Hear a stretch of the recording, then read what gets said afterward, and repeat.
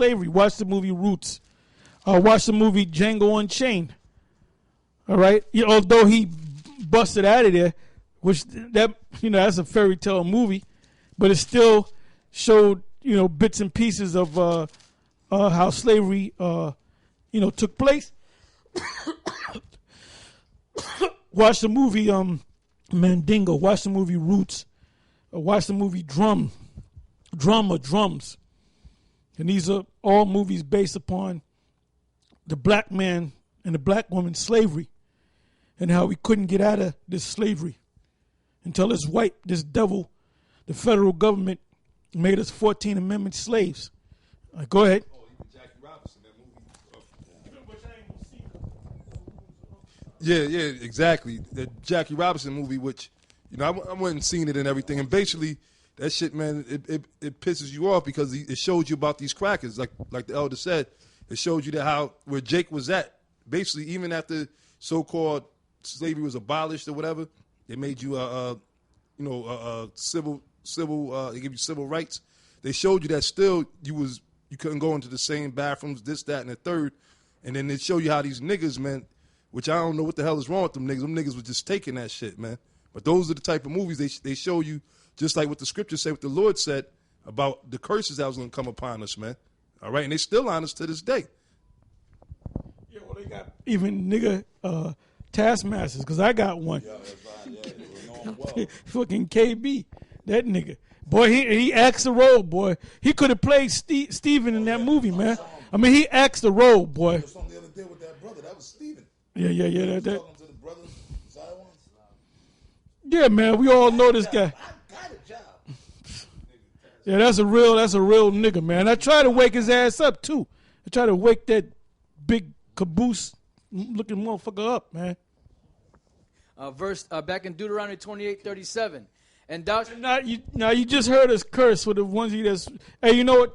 Tommy Sotomayor cursed his ass off, right? But guess what? Cursing is in the scriptures, man. Peter cursed. All right?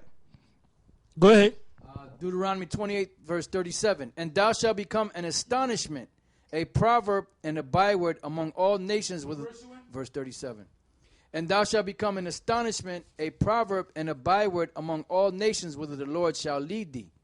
Thou shalt carry much seed out into the field, and shalt gather but little in, for the locust shall consume it.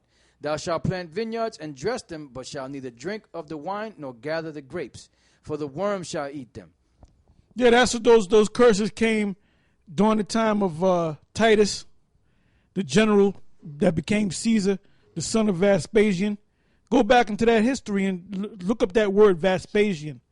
Look up Google the word Titus, and what he did to the real Jews. And then on this side, Jake, after they were so-called emancipated, they had their little plots of land, and you notice mostly all them Jakes moved up here to the north, man. All these Jakes up here in Harlem and Chicago and L.A., they all got them southern accents to them, man. They like grits and sweet potato pie and stuff, because that's why I like it too, brother. Hey, brother, grit, because I grew up on grits and sweet potato pie and cornbread, because my people go back to the South, man. Why? Because they were trying to make a better life in the South, but now they live in tenements and apartments, and a lot of them is trying to move back to the South, man. Like my sister, man, she been in the South for years, and she told, I'm coming back to the North. And you find out relatives, man, they'll move to the South. Yeah, I'm going to have a better place, and I'm going to the South. They be down there for about 5 years. They're ready to come back to the North, man. Then they're up here for another 10 years. Then they want to go back to the South, man. Hey, a lot of GIs, they get stationed out there in Germany, man. They find them a big butt German white woman and build a family. They say, I'm staying in Germany, man. I ain't coming back to no goddamn America. That's right. Verse 41. Thou shalt beget sons and daughters, but thou shalt not enjoy them, for they shall go into captivity. And they showed you that in Roots, Mandingo, Drums, Django Unchained, Shaka Zulu. Verse 43, the stranger that is within thee shall get up above thee very high. That's some other nations, like them Chinese, them Japanese, them different Edomites from different East Indians. They come into your community, go into your community and go into any shop, successful shop, and it's going to be either owned by an East Indian, a damn gook, a goddamn Arab. The Arabs supposed to be terrorists, right? But they own all the damn bodegas and push carts and all that. Taxis. Yeah. They shall be on top and you shall be on the bottom. And they can hardly speak 3 words of English. And thou shalt. Why is that? Because you're under a curse and they're not under a curse. And thou shalt come down very low. He shall lend to thee, and thou shalt not lend to him. He shall be the head, and thou shalt be the tail.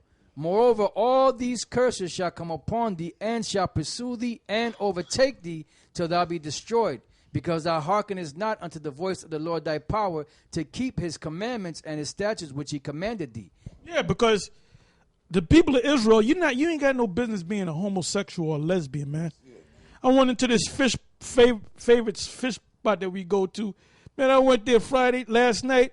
It was about like 8, 9 o'clock, man. Man, I was in there for about a good half an hour. There was nothing but Jake, Ephraim, and Simeon up in there, man. And the Italians own this spot. And Mexicans work in the back. They cooking the food. Hey, so I'm up in there, man. Man, it was wall to wall. Oh, by the way, Jake are you so-called black people in America. Anytime we say the word Jake, it's talking about the black man in America, right? Okay? I said Ephraim. Ephraim are the Puerto Ricans, which are our people. I said Simeon, which are the Dominicans, which are our people. But the people that I mostly saw up in there was Jake, man. Then they had the black woman up in there. I don't give a damn how. First of all, I was standing behind 2 of them. One was kind of butch looking. The other one was kind of feminine looking. And then one was, pulling on the other one's hair. And it happened a couple of damn places. And I said, I ain't going to get mad. I ain't going to get mad, man. Hey, Tommy Sotomayor might have lost it up in there. But I wasn't going to get mad. I said, she's the dyke and this one's a, yep.